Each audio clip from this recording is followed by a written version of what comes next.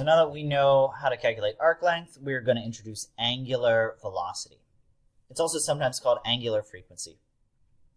Angular velocity is the rate at which an object rotates, and it's always in radians per second. So there are other units that tell us the rate at which something rotates or repeats. For example, frequency tells us for a rotating object the number of revolutions per unit time. But angular velocity is always in radians per unit time. Could be, usually it's seconds, but it's per unit time. This is the variable we use for angular velocity. It's the Greek letter lowercase omega. It kind of looks like a curly W. And so we can define omega as the rate of change of theta, delta theta over delta t. Our units are radians per second, but since radians are dimensionless, they can sometimes be written as seconds to the minus 1. Write down radians per second, though, just so there's no confusion there. Just like arc length, the distance traveled was equal to theta times r. The speed, the tangential speed that an object moves at, is equal to the angular velocity times r. So our linear version of a quantity is just equal to r times the angular. As long as our units are in radians or radians per second. A motor is used to rotate a spool of diameter 40 centimeters at a constant rate. Around the spool is a cable which is attached to a small boat in nearby water. As the cable wraps around the spool, the boat is pulled towards the dock at 2.2 meters per second. Find the angular velocity and frequency of the spool with appropriate units. The angular velocity and the frequency. This should say just the regular frequency, the frequency and angular velocity. Anyway, we have a boat in the water being pulled towards a dock with a spool. And this is exaggerated. The diameter of the spool is 40 centimeters, so the radius, r, is half that, 20 centimeters, which is 0.20 meters. The cable is wrapped around the spool. The boat is pulled towards the dock at 2.2 meters per second. 2.2 meters per second. We want to find the angular velocity omega. So if the boat is pulled towards the dock at 2.2 meters per second, that means the cable is being pulled around the spool at 2.2 meters per second. So that's our velocity. V equals 2.2 meters per second, V tangential. The angular velocity is related to the velocity by V equals omega r. If we want to find omega, omega is just equal to our tangential velocity over the radius. So it ends up being 2.2 meters per second over 0.20 meters. Meters cancel. 2.2 over 0.2 gives us 11. And the units are divided by seconds. 11 seconds to the minus 1.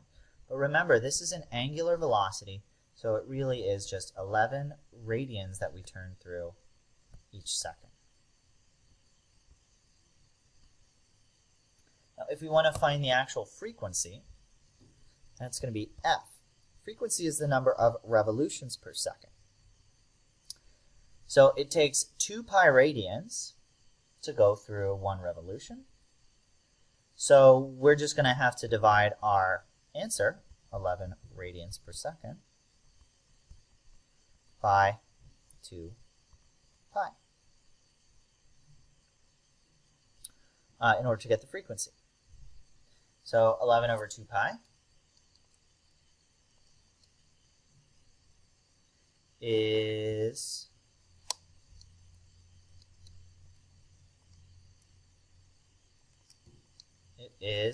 1.75. It's going to be revolutions per second. And a revolution per second or a cycle per second is a hertz. So 1.75 hertz is our frequency.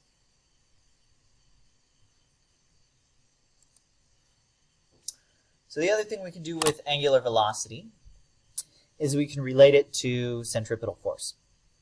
Centripetal force is mv squared over r, and v equals omega r.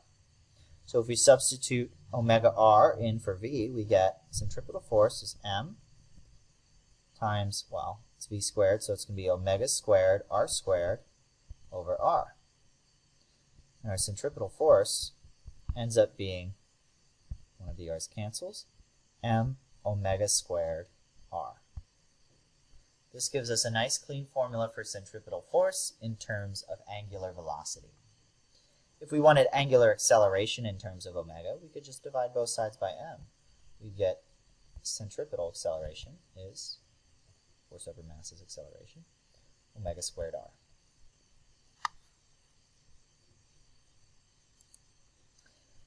An 18-gram CD can withstand an internal force of 104 kilonewtons before shattering.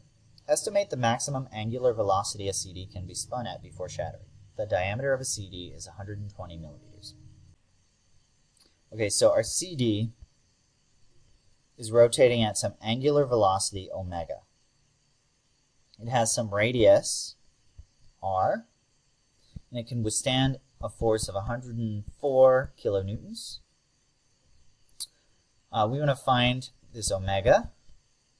And we know the diameter of the CD is 120 millimeters, so our radius is 60 millimeters.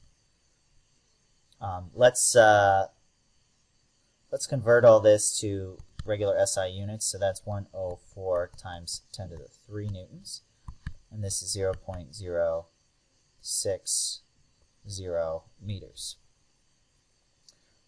Using our formula from before, if we want to find centripetal force in terms of omega and r, and mass as well, mass is 0.018 kilograms. F cent is m omega squared r.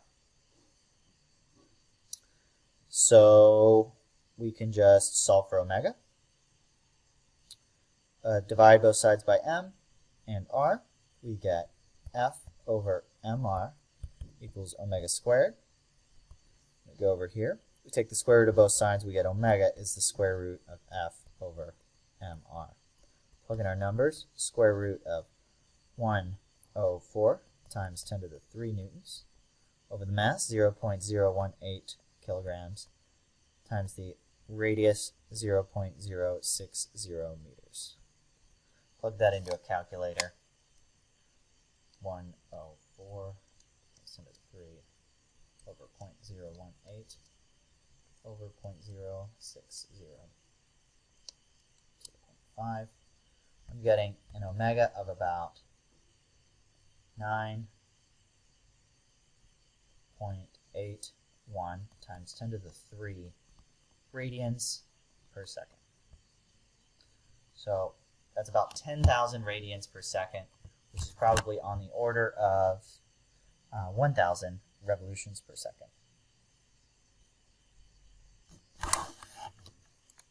So in summary, a radian is a natural angle of measure. It's equal to 180 degrees over pi.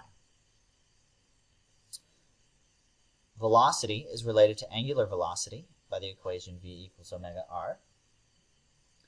And we can rewrite the centripetal force equation, mv squared over r, in terms of angular velocity, m omega squared times r. That's all. Bye.